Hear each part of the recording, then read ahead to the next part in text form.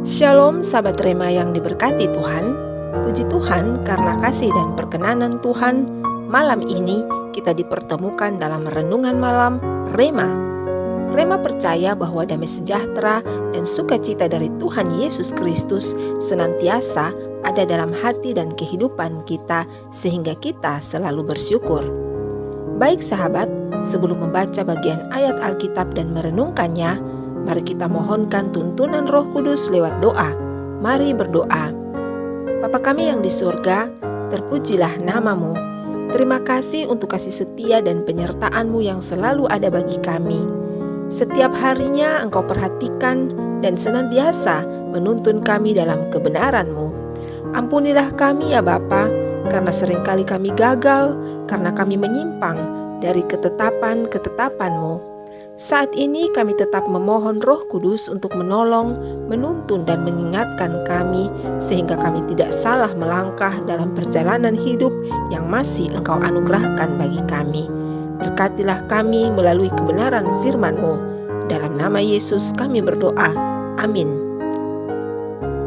Mari bersama kita membaca bagian ayat Alkitab yang menjadi pedoman perenungan saat ini, yang terambil dari bagian kitab Perjanjian Baru, yaitu surat Paulus kepada Filemon dalam Filemon pasal 1 ayatnya yang ketiga, yang tertulis demikian.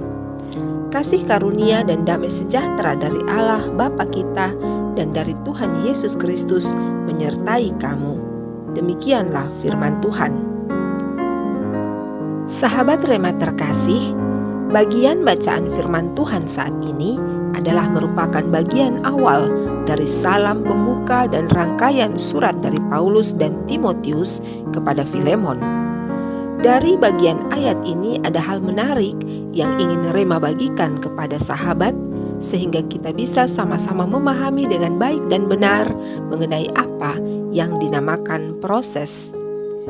Tidak dapat dipungkiri bahwa sebagai manusia yang selalu memiliki kebutuhan dan keinginan, kerap kali kita berdoa dan memohon jawaban Tuhan atas doa-doa kita.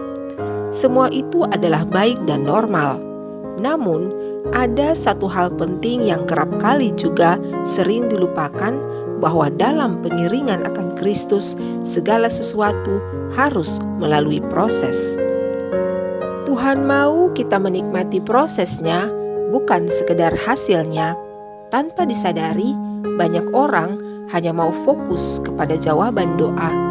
Mereka hanya mau menerima hasil akhir tanpa mau melewati proses untuk mencapai hasil akhir yang sesungguhnya, jika dicermati dan dipahami, itu adalah pengalaman dengan Tuhan selama proses itu berjalan, yang akan menjadi sebuah kesaksian indah pada akhirnya.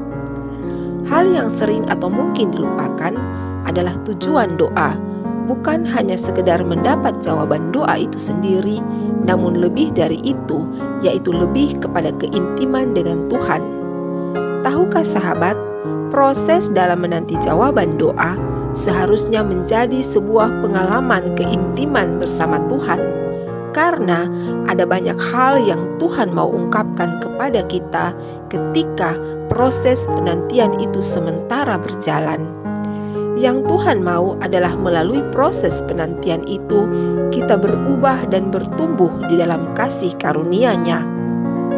Tuhan mau kita memiliki pengalaman pribadi dengannya. Banyak orang hanya fokus kepada jawaban doa dan tidak mengindahkan pengalaman pribadi bersama Tuhan melalui proses menuju jawaban doa itu. Dari hal ini ingin memberi pengertian kepada kita, agar jangan jatuh cinta kepada pemberian Tuhan, tetapi jatuh cintalah kepada Sang Pemberi. Jangan jatuh cinta dengan hasil akhir sebelum jatuh cinta dengan proses perjalanan dan keintiman dengan Tuhan. Mengapa kita harus terlebih dahulu mencintai proses perjalanannya? Karena melalui proses perjalananlah yang akan membangun iman dan membuat kita dapat menceritakan kepada orang lain tentang bagaimana cara Tuhan menyertai dan memampukan kita untuk menghadapi dan melewati semua proses itu. Dan bukan tidak mungkin jika melalui cerita dan kesaksian kita nama Tuhan akan terus dimuliakan dan berpotensi untuk memenangkan jiwa bagi kerajaan sorga. Sahabat terkasih, jika dipahami dan direnungkan dengan baik dan benar, salah satu pengalaman dengan Tuhan yang sangat indah adalah mengalami penyertaannya selama proses menunggu jawaban doa terrealisasi. Jangan sampai kita kehilangan momen indah itu karena kita tidak menyadari akan penyertaan Tuhan yang sempurna. Kita bisa melihat proses perjalanan bangsa Israel sejak keluar dari tanah perbudakan di Mesir. Tujuan yang dijanjikan Tuhan adalah suatu negeri yang berlimpah dengan susu dan madu. Namun untuk mencapai tanah perjanjian itu, bangsa Israel harus melewati proses perjalanan selama 40 tahun. Apakah dalam proses perjalanan itu Allah membiarkan bangsa Israel berjalan sendiri tanpa tuntunan? Tentu tidak. Penyertaan Allah yang dahsyat dan luar biasa Allah berikan kepada mereka, mulai dari mujizat-mujizat yang sulit dijangkau oleh akal pikiran manusia sampai kepada kebutuhan jasmani yang paling mendasar, yaitu makanan dan minuman. Semuanya Allah sediakan. Jauh sebelum Allah menyatakan dirinya dalam wujud manusia melalui Yesus Kristus, Allah telah menyertai kehidupan anak-anaknya. Salah satunya adalah penyertaan Allah atas bangsa Israel hingga mencapai dan mendiami tanah perjanjian.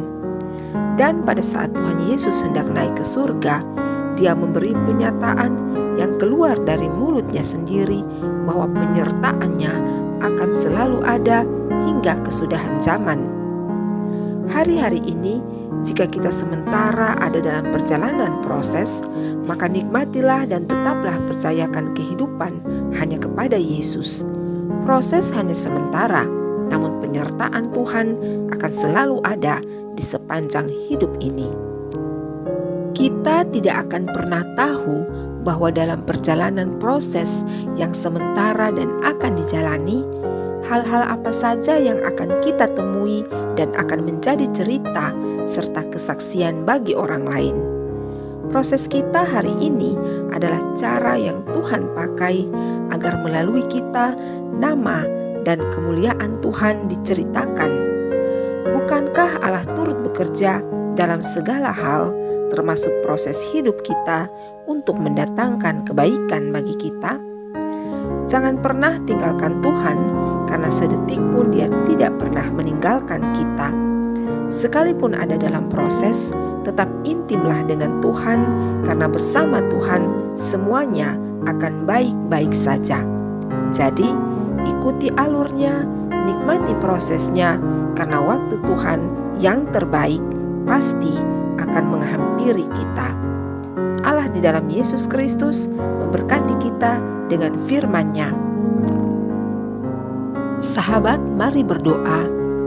Bapa yang baik, kuatkanlah kami dengan kekuatan-Mu, manakala Engkau perkenankan kami untuk ada dalam proses, serta ingatkanlah kami selalu oleh Roh Kudus bahwa Engkau tidak pernah meninggalkan kami, karena melalui proses Engkau mempunyai rencana terbaik bagi hidup kami.